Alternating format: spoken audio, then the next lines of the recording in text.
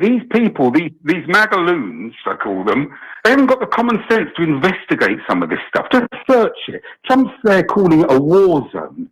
I can imagine what a war zone would look like. I've seen, So think about this. A bit of history. Think about this. Yeah, I'm listening to the debate, especially with the first guy, with Pollock you had.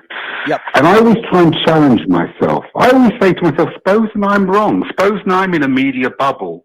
And all the things he said for Troy, I always question this. But then, thinking it through, I think, yeah, let's say it's 50-50. I don't think it is, of course. Imagine it's 50-50. There's one thing that's irrefutable. All this division, all this violence didn't start until Trump put his fat ass inside the Oval Office. So whether you're on the left or the right, and the left blame the right blame the left, there's one thing we do know. Before that guy came, things are okay. They were normal politics, aggressive, debating, and so on and so forth, the way it should be. He comes along, and it all goes to hell. And that's the one thing that's irrefutable. That's the one thing that leads me to believe I got it right. Yeah. Well, certainly there's a lot of people that got it wrong in the United States of America, 17 million of them. I don't know. But there's a lot of people that got it wrong in this country who voted for Donald Trump. And unfortunately, many of them still will not admit to it. And I don't know, Paul, did you hear the audio I played of the statements that some of the statements that Donald Trump and Pete Hegseth made in front of our brave Navy members? I mean, utterly despicable. Just horrific.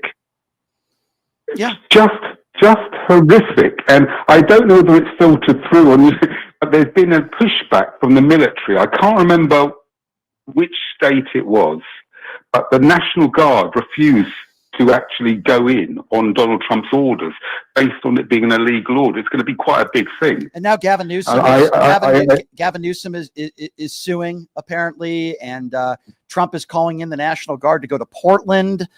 He's calling in the National Guard, of course, in Chicago. Keep in mind, in Portland, maybe 100 to 200 yards of people in that city that are protesting, mostly peacefully. But yet Donald Trump wants to bring in the National Guard, and you have a bunch of right-wing agitators that are there that are trying to become famous and let their videos go viral, claiming that Antifa, they're all there, they're violent, they're doing this, they're doing that. I've seen people on the right that are just agitating and asking for it. That's what I've seen. These people, they're so ill-informed people. First thing I did was went onto Google Earth and looked at pictures of Portland. And it looked like I want to visit there. It looked like a national park with streets.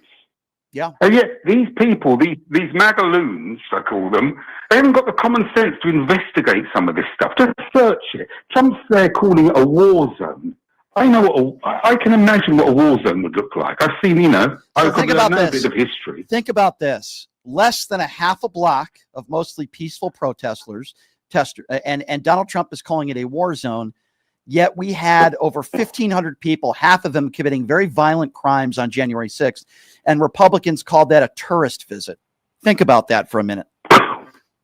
I mean, I listened to one of your callers, actually, Brian, a young man who wants to be, who's MAGA, but wants to be president, a black man, very intelligent, always came across very intelligent, and he swore to you that he never saw any violence at J6. Yeah, I remember that.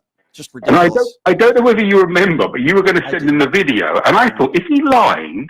Yeah, he is. Is the media bubble so tight that he really believes you have to he be never lying? Saw? If you follow politics at all, I think Paul, he has to be, Paul. And I thank you for the call. If you follow politics at all, even if you don't follow politics, and you didn't see any of the video of violence that took place on January 6th, you have to be a liar.